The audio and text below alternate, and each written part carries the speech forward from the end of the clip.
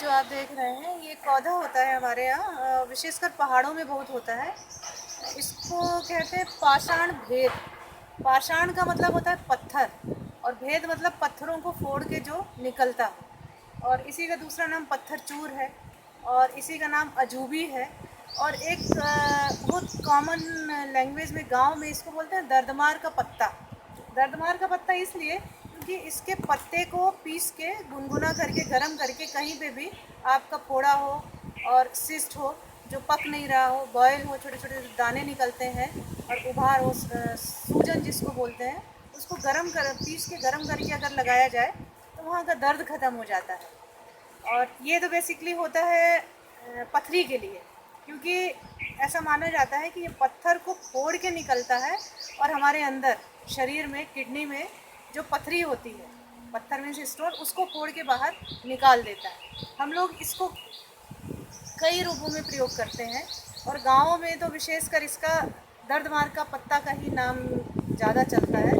और वैसे ये वर्जीनिया लेग्यूलेटा कहलाता है इंग्लिश में। सेक्सिफिकेसी फैमिली का एक प्लांट है, और इसकी विशेषता ये है कि इसको बहुत ज़्यादा पानी देने की ज़रूरत नहीं होती, इसको सेवा करने की ज़रूरत नहीं होती। इसको तोड़ के अगर आप कॉपी पे रखेंगे, पेपर पे रखेंगे, कहीं पे भी, तो ये 2-3 दिन में अपने जैसा दूसरा नया पौधा, ये जो पौधे दिख रहे हैं ना, यहीं से जर्मिनेशन चालू होगा और नया पौधा तैयार हो जाएगा।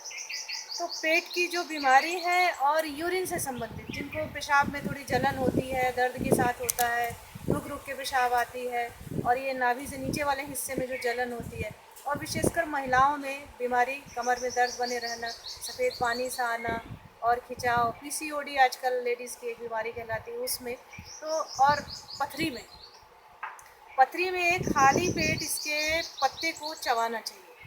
सबसे पहले 3-4 पत्ते लेके, खूब जैसे पान खाते हैं ना लोग, या आजकल च्युइंगम चबाते हैं, इसकी पत्तियां ले ली और चबाते रहे, तो धीरे धीरे उसका रस जाता है।